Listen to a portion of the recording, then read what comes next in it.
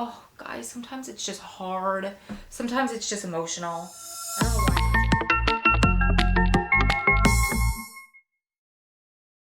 Hi guys, welcome back to my channel. I just filmed a video with Adam where he called in and he's answering some of your questions. So this one's going to be interesting for you guys because this is more of a real life conversation. Like, I kind of came at him a little bit, not a lot, but I disagreed with him on something that he said, and also I was a little frustrated. Part of the miscommunication in email, I said to him, hey, these are the topics I'd like to talk about unless you have something. What I read back in his email, I don't know if he said this or not, just miscommunication. I was in the middle of doing 100 things, so I'm not sure if I misread it, if it was just hard to understand, but he said, I have something to talk about, I thought. So when he called, he's like, what do you want to talk about? And I said, I thought you said you had something to talk about. So I had to quickly pull up some questions from you guys that were left over from the first set of Q&A questions. And then also, thankfully, I polled on social media this morning and I did get some questions back. So I was able to kind of salvage it. But between being in a ton of pain and I'm just a little bit exhausted, I'm getting over, you can probably see in my eyes, I'm getting over being sick. So, or being run down. I didn't quite catch what was brewing. Thankfully, I stopped it. I was able to get my immune system to stop it before I got it. But either way, I'm run down and it's time for me to eat. So this video, you will see, definitely Adam's institutionalization came out and I had to call him on it. And I started to get upset and I started to feel myself getting heated and I had to let it go.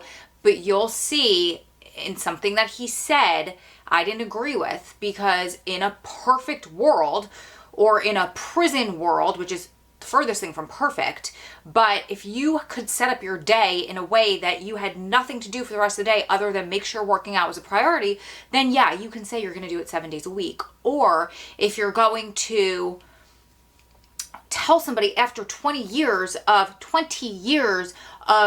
rigorous workouts every single day of the week, you're kind of biased and you're at a different level. Coming in and telling somebody to work 7 days a week, and you're making excuses if you don't work out rigorously 7 days a week. First of all, I don't agree with that. And second of all, you're kind of living in a tunnel vision world where you're institutionalized.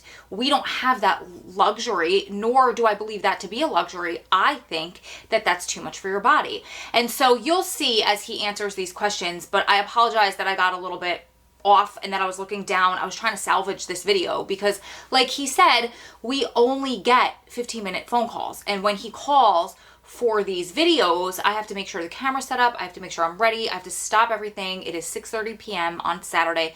It's kind of smack in the middle of my day. So I apologize if this one is kind of frazzly, but I'm happy that it happened because this is real life, you guys, and this is a prison relationship, and these are the things that happen. You don't get a do-over on your phone calls. You don't get a do-over when you're trying to save the world and you're trying to get their story out there and you're trying to get out of prison. It's like a lot. Like, I'm ready to cry right now. It is a lot on your shoulders. And then to have kind of like an off feeling call, I don't know if you guys will pick up on it or not. I did, but I know because it's me and it's my relationship. But to have that is kind of a little bit, it's frustrating. At the very least, it's frustrating. It's infuriating. And it's just, it throws you off a little bit. I have a feeling he'll call back later because this phone call was a little bit off and he picks up, we can feel each other's vibes and our energy because we've known each other for so long on that level. So I hope you guys enjoy this video. Again, it wasn't a bad one, but I wanted to comment on that because you can see it's not all like, hey, everything's great. This is real life. This is a prison relationship at its finest, at its not finest, at its ups and its downs and its moments. And not all of these phone calls are going to be on, and not every day is going to be great because you're going to have days where you're sick. You're going to have days where you missed a meal and you're hungry. You're going to have days where you're doing 500 different things and you pick up the phone and the kids are crying, or you just spilled something all over the floor, or you weren't prepared in a way that you thought you were prepared for. You guys know. And it's going to be an off call, and then you get into an argument and you hang up the phone, or the phone hangs up on you and you're like, oh, can I have those 15 minutes back? Can we try that again? but you can't. So for all of you guys that your loved one is coming home soon, or you're not involved in a prison relationship and you have a significant other by your side, go hug them. Make sure that you are grateful for those moments when you get in a fight and one of you hangs up on the other one, and you can call them back and say, hey, let's chat. Or they get home from work that night and you can give them a hug and you can work through whatever it was that you guys had in that moment. Oh my God, I'm making myself cry. Why am I emotional today? Let's check the P tracker. No, it's just, I don't know. It's just, I'm a perfectionist and I didn't feel like that was perfect. So it is what it is. I love you guys. How's it going? Oh, happy to hear your voice. Yeah, me too. So you ready to do this? Sure. All right. What do you got? I don't have anything. I thought you said you had. No, I was leaving it open to you. Oh, all right. Well, then let me pull up some questions. But one of the ones I got this morning was she wanted to know your opinion on what it's going to be like to have to work for somebody. Like, they were like, your questions last time, your answers last time were great. For example, what do you want the first meal when you get out? Oh, whatever you want to cook for me. They want more details, and they want you to talk about having a routine that you get to decide outside of somebody telling you what to do all the time. Okay. Well, I guess I'll start with this, saying, I've been very intentional over the years in structuring my day and creating a routine that is most conducive to my, personal health and well-being, and making sure that I'm in a positive state of mind mentally, but that I'm also prioritizing, fitness, my physical well-being. And part of that is, and I think I've mentioned this before, I feel extremely fortunate to have the support that I need to be able to do things, I guess, without a financial burden. Not everybody has that, the ability to choose their job according to what they really want to do, as opposed This call is from a federal prison. feeling like they have, or knowing that they have certain financial responsibilities to meet. My fines were taken care of some years ago, and my job, one of my jobs up in recreation, teaching classes, that's really allowed me to kind of function on my own schedule. I'm not required to be there all day. So when I need to be there for classes, I'm there for classes. Part of that is me getting to work out, also addressing my physical fitness, which is obviously linked to my mental well-being. And I guess, they pay me enough to help cover some of the expenses with the phones and the emails. It definitely does not cover all of it, but I've given up some of the financial rewards or more earning that I could have received in exchange for having that a little bit more autonomy on a day-to-day basis. And I realize that I'm very fortunate to have carved out some space for myself to do that. Not everyone, has that same luxury. Good. I love that answer. Kind of a long-winded answer. No, that's okay. And I, to be honest, I really wasn't paying attention because I was trying to find these questions, which I did. So this question was, sorry, multitasking. So you weren't even listening? I get to edit it. I get to hear the whole thing back. Don't worry. So, I got nervous because I thought you said you had something to talk about. So anyway, this woman says, what advice do you have for somebody who is just starting to get back into health and fitness, especially somebody who lacks energy? And then part 2 of that would be, what foods which is funny because I just did that video last night. It's not posted. But what foods do you suggest for people who are just starting to take a hold of their health again? Wow, great questions. Okay, first with getting into a routine, with any routine, it doesn't matter what you're doing. We all have daily habits, things that we do, repeatedly over and over again, and we're into these habit loops anytime you want to create a new habit, it just takes you being intentional about, set a cue for yourself. One of the examples that's often brought up is for somebody who wants to work out. A lot of times it takes putting on, a pair of workout sneakers, lacing them up. Like, that's your cue to kind of get into the mindset of, okay, I'm going to go do this. I'm going to go work out. Just as one of the little things you can do in preparation. For me, what's most beneficial, my cue, is I sit down and I take a couple minutes to think about, okay, what do I want to do today? What's my workout going to be? What would get me interested in going out there, to spend 30 minutes focusing on my fitness. And I pick those things that I really want to do, that I can be, kind of excited about going out there. Okay, this is what I'm going to do today. And setting, small goals and say, I'm going to, be out there for 30 minutes and this is what I want to accomplish in that time. Obviously, that's going to be different for everybody, and everyone has a different starting point. You can't be critical of yourself. Just, be committed. The biggest thing is being committed to sticking with it on a day-to-day basis. My thing is, I know a lot of doctors or health professionals are going to advocate for, well, just do it just a couple times a week. Personally, I think it's necessary to get into the routine of doing something every day. As long as you're getting active and you're pushing yourself, so it's somewhat strenuous. It's not just any activity; it's something that challenges you a little bit. I have to cut you off. I think that works for somebody who's been inside for 20 years. I think telling somebody out here to push every single day is going to turn them off. I think to aim to begin with 3 times a week and then go up and then 6 days a week, I think is great. You have to remember, we keep full-time jobs. We have a lot going on out here. If you tell somebody to do something strenuous 7 days a week, that's not feasible, in my opinion.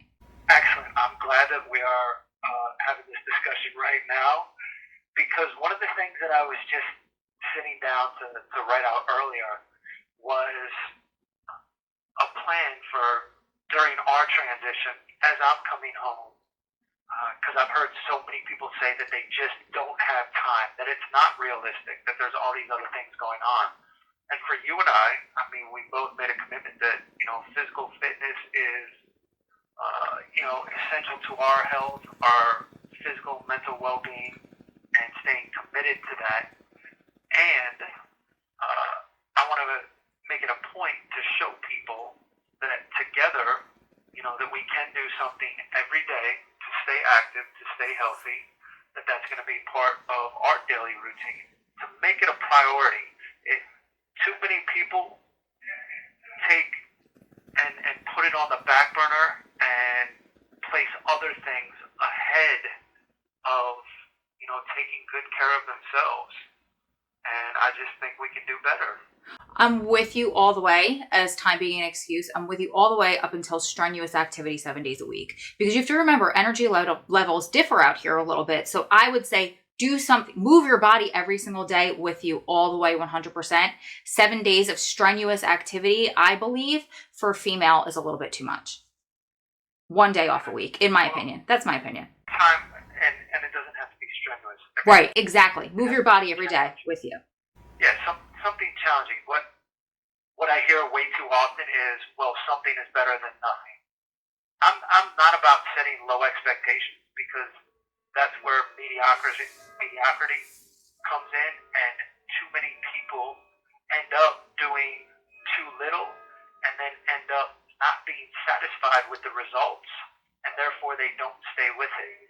And I'm not talking about being hyperactive or obsessive about any of this. I'm just talking about keeping a commitment to do this on a daily basis, and once it becomes habitual, it actually does become easier. I like that. And let me just say something for the record. Not everybody in prison works out. And Good point. Nowadays, it's actually the minority Most guys are caught up in other things. There are actually very few people that are committed to staying healthy in prison. And prisons have made it very difficult with the way that they feed and the restrictions that they put on us. So it actually is very, very challenging to keep that commitment. Well, you're ruining the fantasy of a yard full of guns, buns, and abs. I'm just kidding. I'm kidding. Okay. Sorry, I hate to destroy that. So let's shift gears a little bit. This question came up, and this woman wants to know, From a federal prison.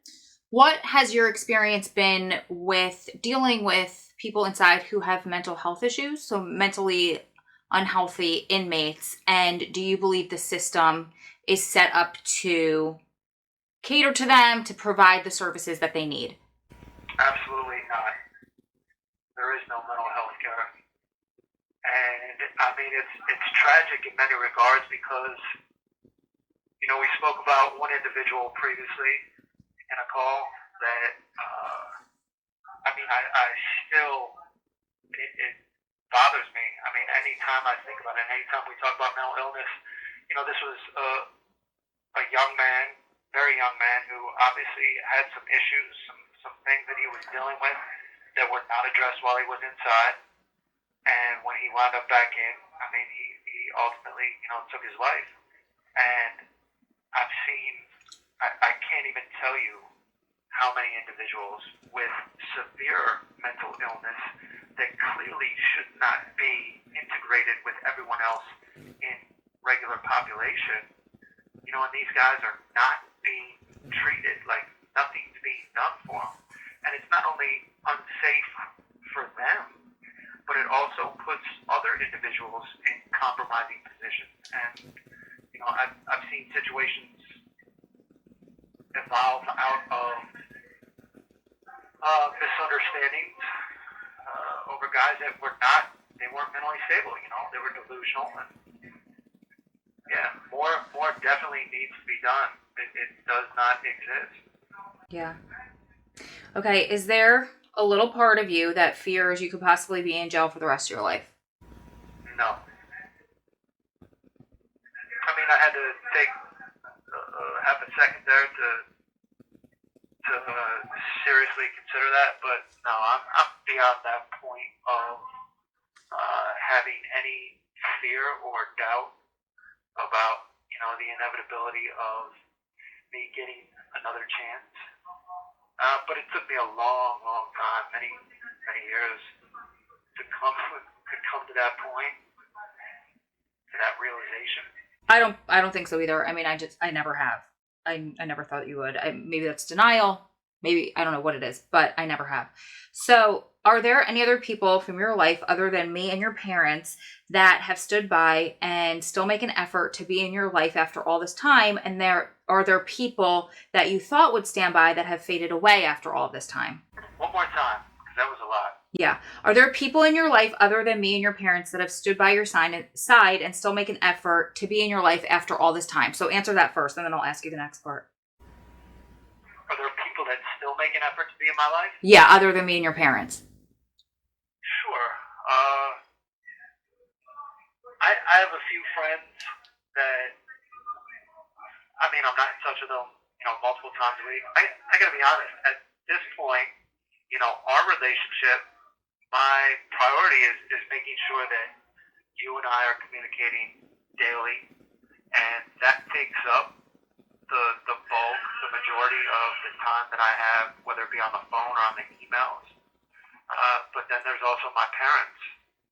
And extended beyond that, there's a lot of people that I'm in touch with.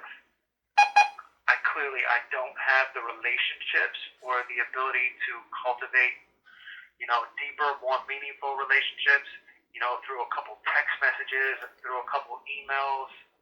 I really wish that I could do more, but unfortunately I kind of have to prioritize at this point. And you guys are my priority first and foremost. Obviously with the legal situation, there are other things that come into play as far as trying to to juggle 300 minutes a month on the phone is really nothing, and it goes by way too quick because there's that beep again. Yeah. And, you know, I wish we had more time to talk, and I'm looking forward to us having more longer, uninterrupted conversations. You sure you're looking forward to that? Yes, I'm definitely looking forward to that. Me too. I love you. I love you too. So that call was very interesting. Hey loves, I am literally in the process of editing another video, and it's been 30 minutes since my call. So I changed my hair. Those space buns were hurting my head. And I just kind of like, you know, got in the process of editing a video, and Adam called back. That's why my lighting isn't set up. That's why it's kind of, sorry about, you could see the glares on the wall. But I just wanted to stop in because that's how well we know each other. So when he called back, he said, I didn't like the way that video turned out. He said, and I just wanted to call back and talk to you about it. I said, I know. I said, I'm sorry. I felt like I was off. And he said, yeah, me too. And I said, oh, you could tell I was off? And he said, no, not at all. No, you did great. He said, I felt like I was off. And that's what I'm saying. When you're in this type of a relationship, you just learn how to read each other. You just learn how to read each other's vibes and the sound of each other's voice. And you guys, even if you're not in a prison relationship, you know when you've been with somebody for so long, you just have that connection, and you could hear it from the minute they answer the phone. So he said, when do you want to do this again? And I said, we could do it. It's up to you. Do you want to do it tonight? Do you want to do it later in the weekend? Do you want to do it during the week? And he said, no. He said, it's up to you. I have the luxury of being able to just pick up the phone and call. I know you have to get yourself ready. I know you have to set up the camera equipment. I know it takes you a decent amount of time, and I want to make sure that everything I do is around your schedule and you. So he said, but not tonight. He said, I'm kind of fried. He said, my brain is really distracted. I'm set on getting the few things done that need to get done legally in the mail to the lawyer. I originally asked him, sorry, my sciatic nerve is hurting. I originally had asked him to make this video an update of his legal stuff, and he will do that eventually. He could not do that today for reasons that we'll tell you when he can't. You guys know how law is. You can't just talk about legal case stuff openly all the time. I tell you as much as I can. He will share as much as he can in the time frame that we can actually do that for you. So I kind of actually like the camera here without those glares on the walls. I kind of like this setup a little bit, ironically. So he sent me a message. He sent me an email that just came through now after that call. And by the way, we talked on that call, and he was expressing some of his concerns. He was really short. And he said, I need you to do this. He said, you know, I make these lists, and I feel bad asking you for things. So then I put them aside, and then I feel guilty revisiting the list. And he sent me a list of things to do, and I honestly did ignore it because it seemed like stuff that wasn't meant for me to do yet. It wasn't complete. His thoughts weren't complete. And so he goes, I need you to reach out to this person and this person and this person and get letters from them. So I said, okay, did the attorney reach out to them? He's like, I don't know. I said, so do I reach out to the attorney and ask him who he's contacted and who I should contact? And he said, let me do that. I said, okay, so let me just ask you, what are we asking for? Are we asking for letters to support X? Are we asking for letters to support Y? Are we asking for letters to support you? And he's like, So kind of talking through it made him realize that he's just wound up because he doesn't have control, where in reality, he's just making lists of stuff to do, like frantically, where it's not really, they're not full thoughts. There's just something to do.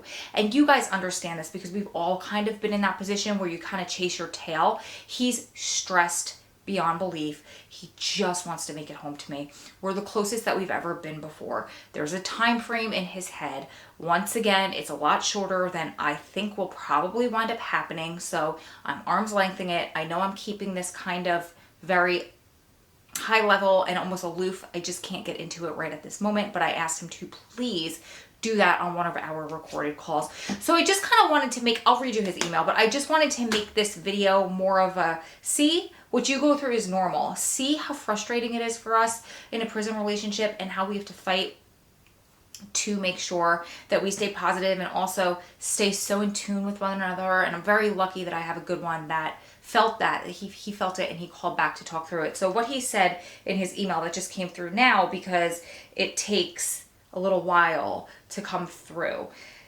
Of course, we're not, the emails have to get monitored, so they have to go through a central hub. So he said, "Hey, beautiful, I'm sorry about the confusion.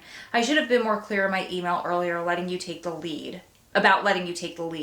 Right now, I'm wishing I could just simply pick up the phone and call back, and I can't."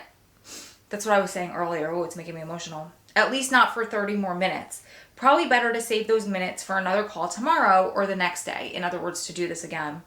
Just let me know what works for you." Scratch that. "I'm calling back in 30 minutes just so we could talk. We'll still have plenty of time for more recorded calls later. Talk to you soon.